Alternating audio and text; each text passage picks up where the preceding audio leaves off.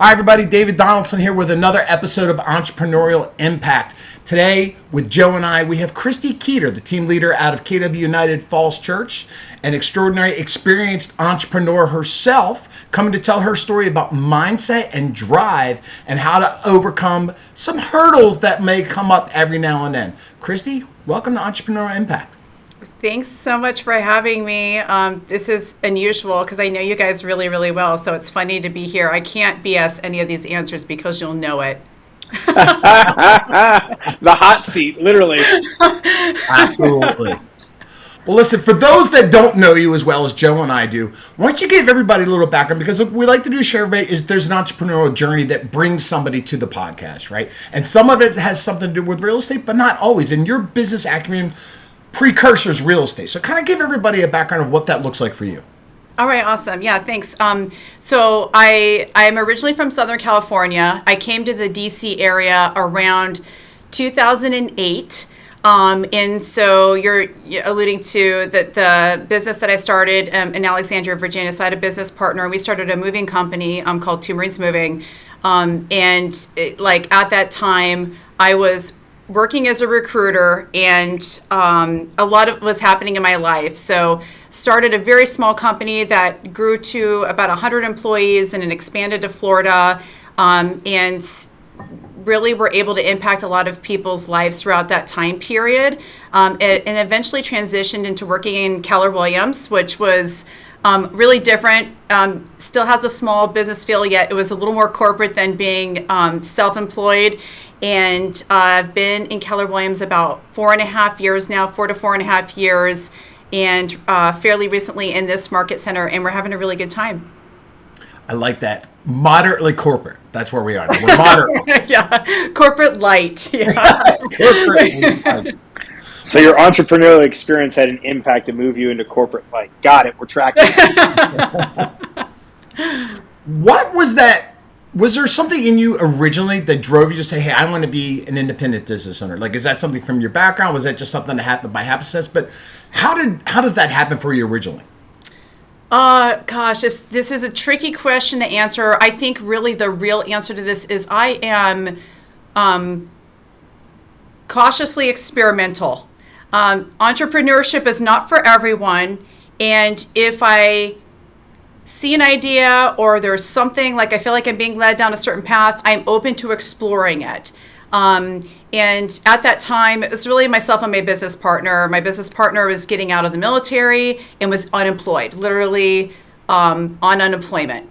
And came up with the idea and we ran with it. I mean, at the beginning, it was a situation of starting a business out of your one-bedroom condo, interviewing people at the, like in communities where there's like a center for the community, literally interviewing people. They were at Starbucks. It was like full on grassroots in the beginning, doing all the things that I know you need to do to grow a business, and just like scaling it from there. So it wasn't like I was like, oh, I just want to start a business someday. It was just the opportunity presented itself and we ran with it.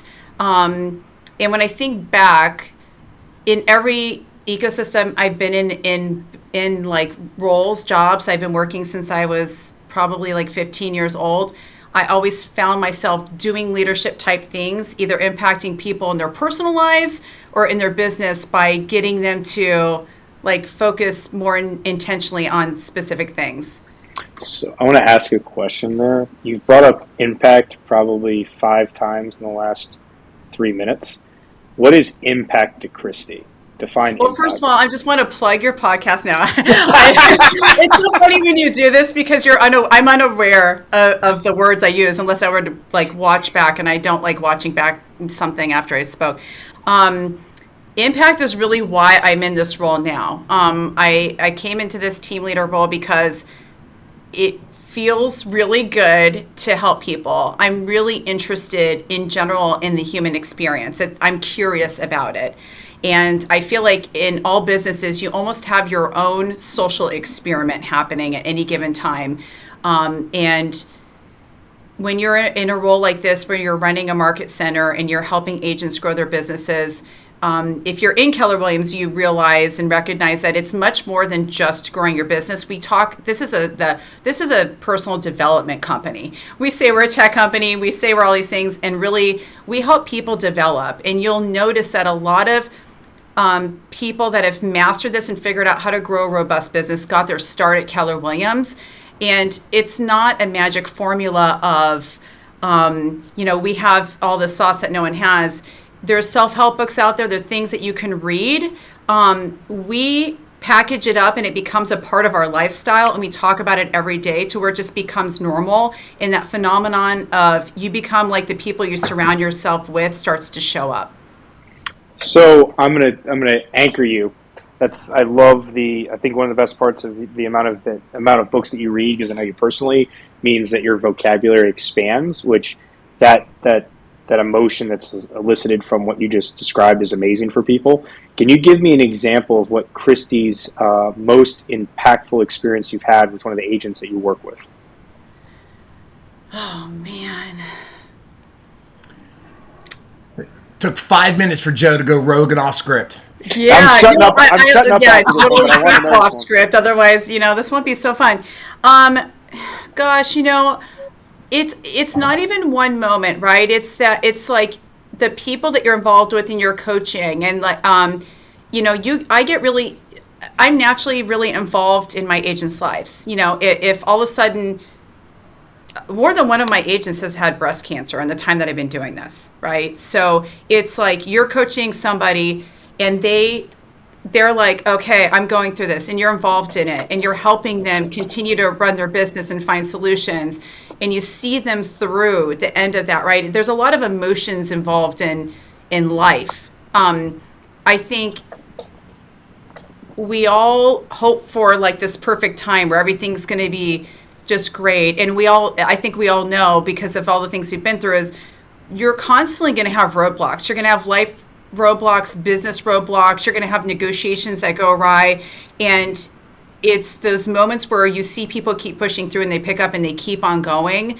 That's really touching for me. So I literally I'm flashing all sorts of scenarios through, and I feel like a lot of them are really private for people. So I don't know that I want to like name somebody and like walk through a specific scenario. Yeah. I feel like they're happening all the time. No, I think, well, again, you can tie that back to the impact, right? Some of the things that you're doing there, but you're right. Like you deal with things on a day-to-day and you learn things about people, and it's how you handle them, how you react in that moment that's going to set a tone for them and how they potentially handle it through their business and their personal life at the same time.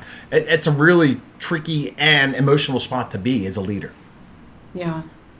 So when we look at, your mindset, because that getting ready for each of those individual conversations, or being the business developer that you are, right, for yourself and now for others, right?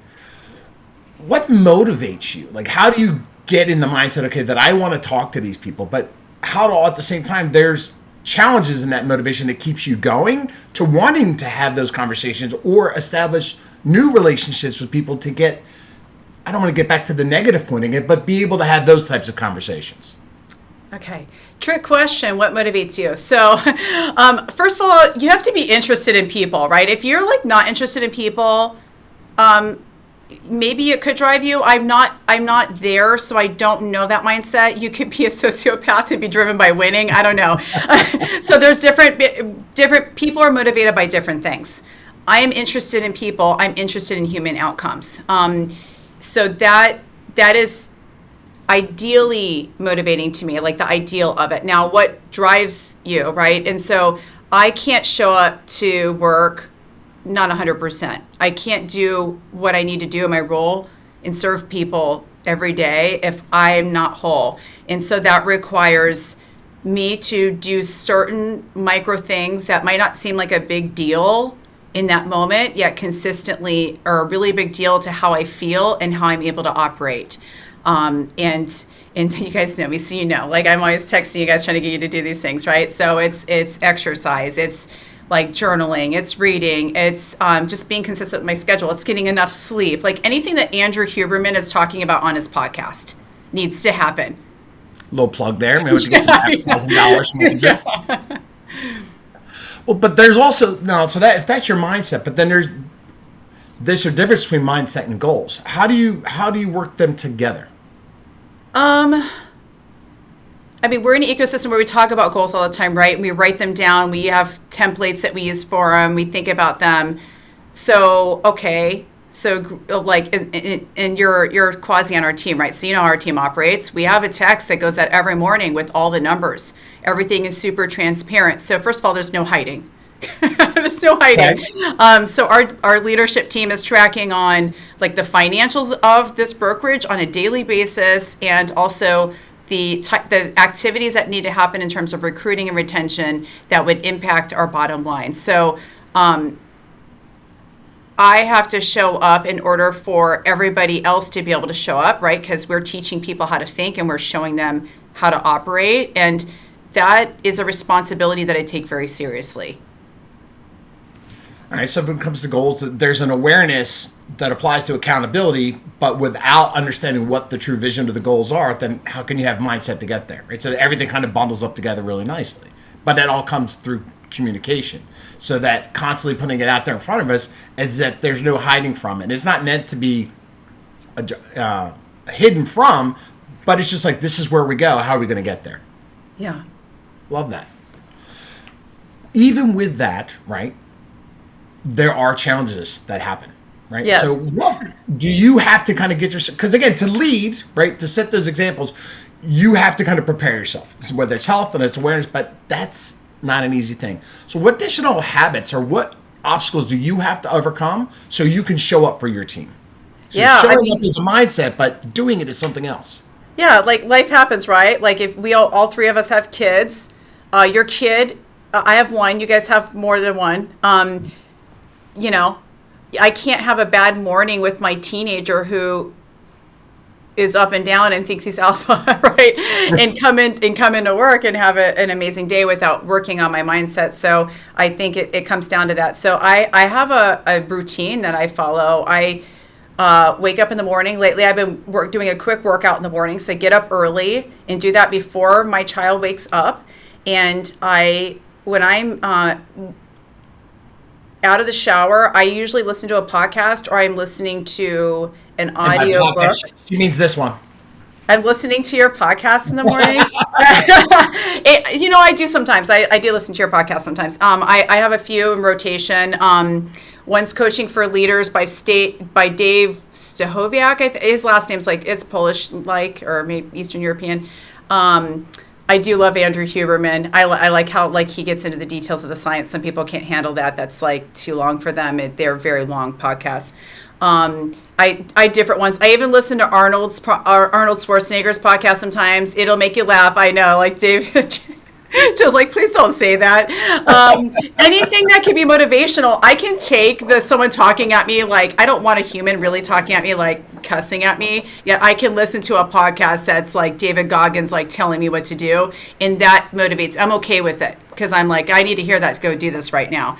And so I start out my day like that. I make some phone calls on the way to work, and then we have our stand-up meeting as soon as I get in the office, and we get going, and then I'm all caffeined up and I'm ready to make phone calls. So let me just clarify what you just said about David Goggins. So if one of your people that is one of your coaches or bosses or someone that's an influential leader, if they want to cuss you out, what they should actually do is make it third-party cuss out about a topic or whatever, and then do a recording and send it to you, and that's going to be motivating. Got it. Indirect. Okay. Yeah, indirect. No, I did have a coach that is very well known in our ecosystem that is kind of that style. That I appreciated that he interacted with me in more business-like manners. But I recognize this through my agents every day. I took our agents to another team meeting at one of our local brokerages because they invited us. And there was a speaker, and one of the people I brought did not like him, and I recognized not everybody likes that sort of conversation.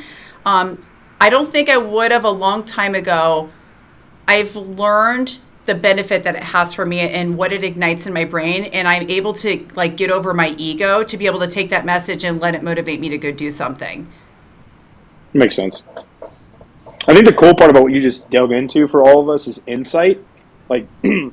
It's self-awareness, and then being able to take something that normally would be, I'll talk to Dave about this a lot, is yin and yang, your ability to have an insight and self-awareness of what something is resonating with you and your natural reaction to it, being able to pause, take your second cognitive thought and really say, okay, this resonated poorly, but there's always the yin to the yang, and how do I actually position that in a place that's positive so I can move forward with it, which is, I think, a really amazing mindset thing for people that face challenges on a regular basis, to put something in that's actually beneficial to you. Yeah. It's interesting. I was waiting for you to go deeper, because you're so structured and organized, and that kind of comes across in your approach. But I have to imagine sometimes you just may find yourself screaming into a pillow, because that's where I find myself sometimes. That polish and that approach, but sometimes there's got to be an unnerving factor where we just got to let it go, right? But because we're hard to be focused all the time. But then what I realize, and I look around and say, when you're coming and you're building an environment, and I just kind of wanted to hear your thoughts, I was like, when you recognize that what you represent as a leader doesn't always immediately take effect. But so tell us about some times how what you're doing shows up, and how do you see others develop based off of what you're setting as an example with? Okay. It's funny that you guys have the perception I'm really structured and organized. I think I am a little bit, but I'm not maximum. You have to know that by now. So this is interesting. And thank you.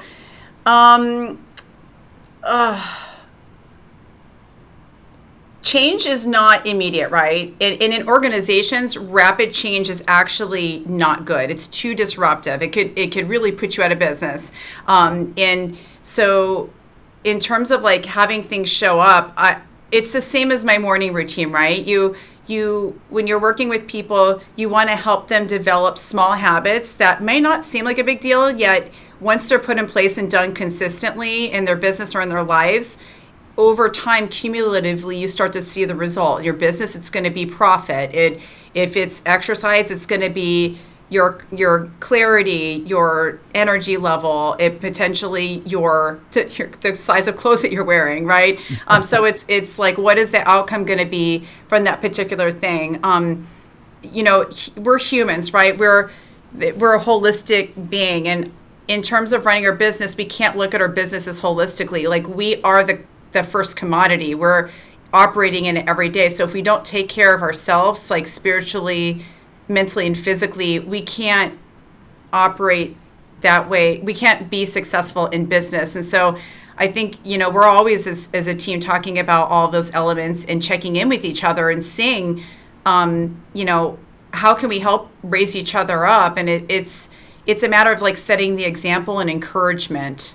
I don't know if that's the answer that you're looking for. No, there's never any perfect answer to a question, right? But I think when we've been, and somebody who's brought people into her world through other businesses and now through leadership in a Keller Williams Market Center, right, and impacting people that are building businesses and impacting other leaders, I think just you probably have seen others adapt and learn from you. So that's kind of was what I was thinking, because the change you made, there can be incremental change, but there also can be radical change too. And there's not a timetable for either, depending on what the outcome is driven to be. But I was looking for hey, how does that feel? When you see that in somebody.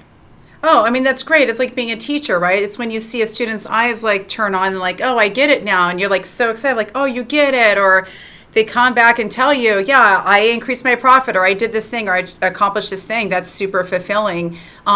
It's not a one-way street, though. I learn from everybody every day, good and bad, right? I may recognize a behavior in somebody that could be a negative trait of myself, and then I analyze and go, oh, wow, I've been doing that, or I don't want to be like that, and I need to check myself, or I really like how that person connected with them before they delivered that bad news. I'm going to try that next time. So it's reciprocal. I get just as many learning lessons and value from the people that I'm helping to lead as they are getting from me.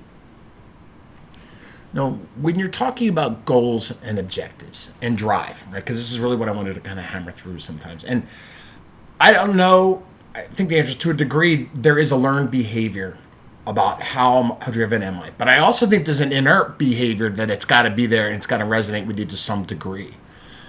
Because of the hurdles that we do see in business every day, right? How do you continuously show up in the hard times, right? And how do you lead through the hard times to say, okay, I'm not giving up and I'm going to drive ahead? Like, how do you keep pounding that nail? Oh, there's so many layers to the answers of this. I'm going to talk about my dad. I'm going to talk about a book that you and I mutually really like. Let's start there. So I've thought about this a lot. People are like, why are you that way? Right? Because they may feel like, people in my environment may feel like I'm more motivated or consistent than they're used to being. And I feel like I have a few advantages. I also don't believe in making excuses. So advantages are, I had two parents that were, my mom was an aerobics instructor. My dad played like football in high school, was always active. My parents ate fairly healthfully, even though we ate a lot of Polish food growing up, Polish and Ukrainian food, which is not very healthy. And we were active, right? So, pierogies, garlic, and butter. Let's go. We ate real food, though, for the most part. You know, like, it wasn't like I came in a household where, like, it was simple. It wasn't like extravagant, but we ate real food. So there are a couple of baseline things that were set up for me that were normal for me, right? So physical activity was always normal, because I recognize when I'm coaching people, and if they did not grow up working out, or they did not grow up, because literally this is part of some of the coaching that I do with my agents. It's like around them working out, or this, because they have set a goal for themselves and they are having a hard time mastering this thing. And I have a foundation in my childhood that sets a certain tone for how I live, right? Because we don't do what people say, we do what we see, right? And so I saw that growing up, and it was a normal part of my life. Playing sports was normal. I've also had challenges and obstacles around it too. I've had some health issues and things that a lot of people don't know about, where they said, oh, it's just easy for you, and you don't know about this and you don't know about that. And they have no idea some of the things that I've had to overcome that do impact my ability to do that. And I've realized you can either make excuses for it and just be miserable, or you can do what you can every day and push yourself a little more to see how far you can go. It's really your choice. You know, like, if you can't walk, there's a guy that goes to one of the gyms I go to. He is paralyzed from the waist down. He is in there on a regular basis, and he's doing this arm machine, and he's lifting weights. And when I walk in there and I'm feeling sorry for myself, I look at that guy and I go, he showed up today. I think he's a former Marine. That guy showed up today. Like, I don't feel like running. I don't feel like doing these squats. Like you have get over yourself. There's like there's an amazing mindset of this. Goes back like to two quotes. Like, I was going through some old stuff from when I played Division III football, and like had some notes from like a coach, and I thought it was interesting. Is that one of the statements that you just brought up is like, the statement was, when you think you've given 100%, you probably have 20% more in you. You just have to put your mind to it. Yeah. I think is like a really big one for people, like understanding that like you're not really there, and then being humble about what you've actually achieved is really important, because there's people that, even though you might have certain struggles that we don't see, and we all do, is that there's somebody else that your life is actually what they aspire to be. And I think it's really humbling when you think about that as well. Yeah, thanks for sharing that, Joe. That's so funny, because we did this exercise the other day in our team meeting, right? And it's the same thing. So everybody raise your hand. Raise your hand as high as you can, Joe. This is so cheesy. This is John Maxwell. This is okay. Now raise it a little higher. Okay, so you can put your arm down. I didn't move. As high as you. David already knows the answer to this. Did you raise it as high as you could the first time? No, you made that. That's a really good exercise. You went a little further, right? So there's always more. And like I had somebody standing up in the back because they're so competitive. Everyone's like, oh, how high, is everyone else's hand, or can I do this? I'm very self-competitive, so I'm like, I could do it higher for myself. Other people are comparing themselves to others. Everyone's different. But yeah, and so the other thing is, the book Man's Search for Meaning. And David, you and I have talked about this, right? And it's like, you think about somebody that goes through an experience, right, of spending 3 years in a concentration camp, and like how do you check in with yourself? What do you have to think about every day to get up and operate and keep going? And your wife passes away, right? And you don't know, and you haven't seen them since you've arrived, and you really don't know what the outcome is going to be. And this is where people start to separate, right? Whether they can create hope for themselves or they decide to turn off. And suffering is a part of the human experience. I do worry for people with like social media and things that they see today in the younger generations of this idea of like dopamine hits and people wanting to be comfortable all the time and everything has to be good and easy. And we say, it's simple, not easy. Life isn't going to be easy. It's never going to be easy. And actually, I don't think you would be happy if it was easy all the time. You would be bored out of your mind. We need to have moments that are hard so that we can show up for ourselves in the best way possible to push through it so that we can continue to grow and do better. Have you ever seen the movie WALL-E? I think I did see it. I don't remember all of it. So, for those of you listening, there's a movie that my kids love that I have the pleasure of watching at 6 o'clock in the morning with my middle child, Teddy. Loves WALL-E, but what was really eye-opening about these Disney movies is that they usually have some like underhanded message, and it was basically the human race destroyed the world, like as far as trash goes, and they deployed robots to clean up all the trash. Here's the kicker. All the human race gets put onto like this like ship for 400 years, and everyone wanted the easy button. So what happened is midway through this movie, the whole entire race, or human race, is on wheelchairs. They can't cook, they can't do anything, they're overweight, and basically technology takes over everything because they want easy. So I digress on an analogy to a Disney movie, but that's what the first thing came to my mind. There's not a lot of uplifting in Disney. Yeah, Let's be clear. That's like 1984 all over again, right? That's like the modern version. I mean, that is what things are looking like. I mean, there are positives to it, right? It's like how we need to remember what our true nature is, and it's that we are physical beings. We need to be outside. We need to get sunlight. We need to move our bodies. We have to do hard things. We have to challenge our minds, or else we're going to get Alzheimer's. So it's simple, not easy. So, what would you, if you were sitting across from somebody, Gen X, or just new to business altogether, millennial, however we want to label or not, right? Get careful with labels. But how would you sit with an aspiring entrepreneur and say, here's how you can be successful and map your future if you do these things? What does that look like? Well, I wouldn't start by being prescriptive. I would ask them a lot of questions. So we would start by, I would like to know what their true motivation is, right? Because we're all motivated by different things. Because the way that I would deliver any help would be different based on how they are motivated. So, and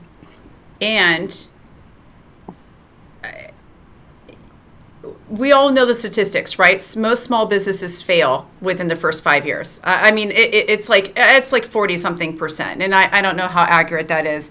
Not everybody is meant to be an entrepreneur.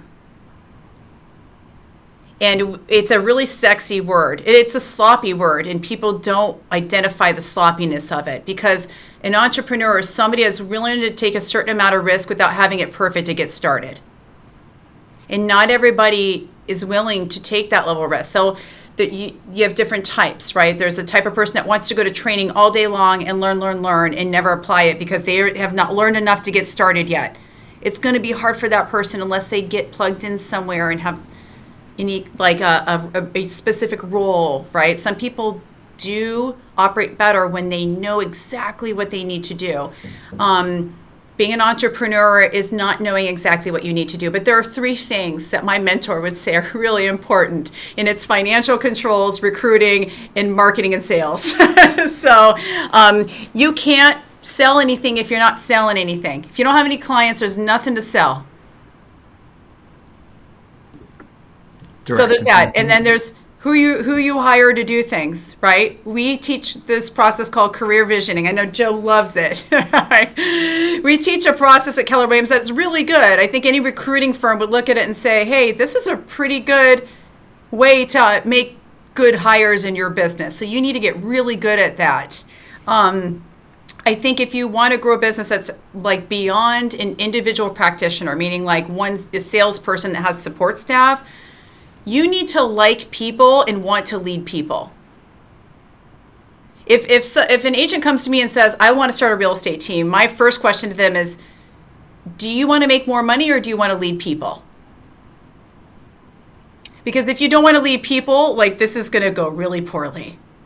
That might be the first time I've ever heard somebody talk about building a team, and the first caveat being, if you don't like people, don't even start. Like, I love that, and I've never actually heard that on any of these podcasts, nor have I heard that in my normal 12 years of doing this. So I just learned something today. Thank you, Christy. We see it all the time, right? If you don't care about developing other humans, you have no business being a leader. Yeah. You have to care about developing other people. There are leaders or entrepreneurs that start businesses that may have other drives, right? Yet if you're going to create a business with an amazing culture, either you or you have to put somebody in charge to operate for you that is going to care so much about developing others that you're going to be successful. Otherwise, you have people come to you saying, oh, this leadership thing is too hard. I don't like people. I don't want to have these meetings. And if you don't connect with your people and you don't want to lead people, you can't develop people, and you're not going to be good at it. You're not going to make money. Got a question for you, because I know you like personal challenge. Did you get into leadership because doing a certain sales function was too easy for you, and getting into leadership was like playing chess, and you had already accomplished one thing, so getting into people was actually a whole nother thing to unlock? I'm going to think of the most politically correct way to say this. So I'm going to transition to doing this. I think real estate sales is an amazing way for you to learn about business and create financial wealth for yourself so that you can start to build other streams of income. I mean, we do that all day long, right? And it's a really good role for people that care about people, because we care about our clients. Like, that is the number one thing. At the end of the day, this is about being a true fiduciary to somebody and making sure that they get the outcome that they want. It's their wants and their needs. At the point in my career that I transitioned into this, it was, do you want to be a salesperson or do you want to lead others? And for me, having the opportunity to learn and grow and lead other people, which it is frustrating, right? We do have days where you're like, I don't know what the conversation needs to be to get this person to do this thing. I mean, Dave has to deal with me on a regular basis. I completely understand the problem. You're not that bad, Joe. Oh boy. But yeah, I mean, and we all know, in terms of like the team leader role, like brokerage management, when you take a real estate salesperson, you put them in this role for a year, they see how disciplined you really need to be, and they learn a lot, and then they go back out and they like totally kill it because they just went through like leadership boot camp.